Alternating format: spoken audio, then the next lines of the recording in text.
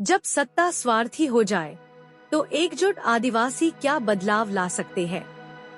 पूरी कहानी सुने। आदिवासी क्षेत्र के गहरे जंगलों में बसे एक छोटे से गांव की यह कहानी है। इस गांव के लोगों ने अपने अधिकारों और जरूरतों की रक्षा के लिए एक राजा चुना था। उस राजा का नाम था धर्मराज, जिसे बड़ी उम्मीदों के साथ चुना गया था।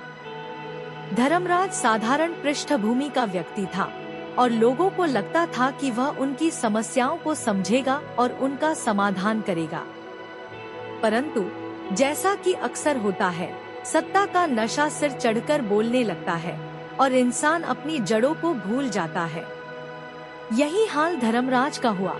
शुरुआत में उसने लोगों को दिखावा करने के लिए गांव के कुछ काम किए, लेकिन धीरे धीरे वह अपने परिवार और निजी स्वार्थ में इतना उलझ गया कि उसने गांव की जरूरतों को अनदेखा करना शुरू कर दिया।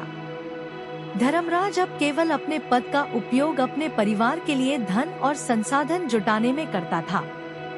उसके लिए आदिवासी समाज सिर्फ एक सीढ़ी बनकर रह गया था। गांव के लोग उसकी सत्ता से परेशान थे, लेकिन कोई भी उसकी सत्ता के खिलाफ आवाज उठाने की हिम्मत नहीं करता था। धर्मराज का सबसे बड़ा डर था सरकारी प्रशासकों का। वह प्रशासन के दबाव में झुक जाता था और गांव के लोगों की बात सुनने के बजाय सरकारी अफसरों के इशारों पर काम करता। धीरे धीरे गांव के लोग समझ गए कि उनका राजा अब उनकी भलाई के लिए नहीं, बल्कि अपने निजी लाभ के लिए काम कर रहा है।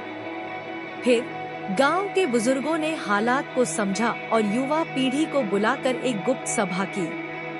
उन्होंने तय किया कि इस बार धर्मराज के खिलाफ बोलने की बजाय एक चतुर योजना बनाई जाएगी। अगले चुनाव में उसे सत्ता से हटाना था। गांव के लोग धीरे धीरे जागरूकता फैलाने लगे। उन्होंने चुपचाप एकजुट होकर काम किया, ताकि धर्मराज को कोई साजिश का अंदाजा भी न हो। वे लोगों को समझाने लगे कि अगर राजा जनता के लिए काम नहीं करता तो उसे राजा बने रहने का कोई हक नहीं है। समय बीता और चुनाव का समय आया। धर्मराज को पूरा विश्वास था कि वह निर्विरोध चुना जाएगा, लेकिन इस बार कहानी कुछ और थी। गांव के समझदार नेता आदित्य ने अपनी उम्मीदवारी का ऐलान कर दिया। आदित्य एक साधारण आदिवासी युवक था। उसने गांव की हर समस्या को नजदीक से देखा था। न उसे कोई लालच था, न ही वह प्रशासन के दबाव में आने वाला व्यक्ति था। उसने लोगों को भरोसा दिलाया कि वह उनका सच्चा प्रतिनिधि बनेगा और हर अन्याय के खिलाफ खड़ा होगा। धर्मराज ने सोचा कि यह युवक उसे नहीं हरा सकेगा, लेकिन जब चुनाव के नतीजे आए तो धर्मराज को करारी हार का सामना करना पड़ा। नया अध्याय शुरू हुआ जो आदित्य के नेतृत्व का था। गांव ने अपनी नई आजादी का जश्न मनाया। आदित्य ने राजा बनने के बाद पहली घोषणा की कि अब गांव के हर व्यक्ति की आवाज सुनी जाएगी। उसने धर्मराज की सारी नीतियों की समीक्षा की और गांव के लोगों को प्रशासन के दबाव से आजाद करने का काम शुरू किया।